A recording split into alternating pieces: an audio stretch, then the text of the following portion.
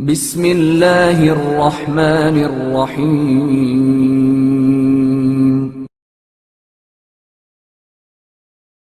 جنازہ جو یمن سے نجف لایا گیا۔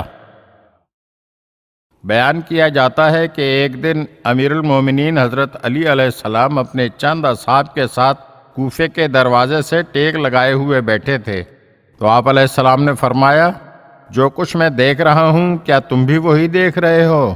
تو اصحاب نے جواب دیا، نہیں اے امیر المومنین۔ تو حضرت علی علیہ السلام نے فرمایا، میں دیکھ رہا ہوں کہ دو آدمی ایک شخص کا جنازہ اونٹ پر لا رہے ہیں، 3 دن کے اندر وہ یہاں پہنچیں گے۔ پھر تیسرے دن امام علیہ السلام کے ساتھ ان کے اصحاب انتظار میں بیٹھ گئے تاکہ دیکھیں کیا واقعہ پیش آتا ہے۔ انہیں دور سے ایک اونٹ دکھائی دیا، پھر انہوں نے دیکھا کہ اس اونٹ کی پشت پر جنازہ ہے اور ایک شخص اس کی مہار تھامے ہوئے آگے آگے چل رہا ہے، جبکہ دوسرا پیچھے پیچھے آ رہا ہے۔ جب یہ لوگ قریب پہنچے تو حضرت علی علیہ السلام نے ان سے پوچھا، یہ کس کا جنازہ ہے اور تم لوگ کہاں سے آ رہے ہو؟ تو انہوں نے جواب دیا، ہم یمن کے رہنے والے ہیں اور یہ ہمارے والد کا جنازہ ہے۔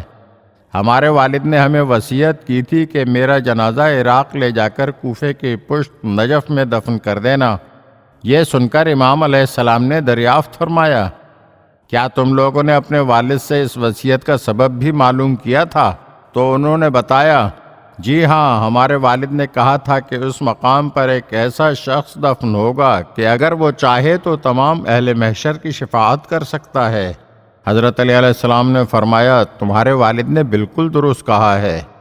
اس کے بعد آپ علیہ السلام نے 2 مرتبہ فرمایا، خدا کی قسم میں وہی شخص ہوں، خدا کی قسم میں وہی شخص ہوں، خدا کی قسم میں وہی شخص۔ اگر آپ ہمارے چینل کی نئی ویڈیوز دیکھنا چاہتے ہیں تو ہمارے چینل کو سبسکرائب کریں اور گھنٹی کے بٹن کو دبائیے تاکہ ہر آنے والی ویڈیو آپ کو جلد موصول ہو سکے۔ اور ہاں، لائک اور شیئر ضرور کیجیے اور اپنے قیمتی کمنٹ سے ہمیں آگاہ کیجیے۔ شکریہ۔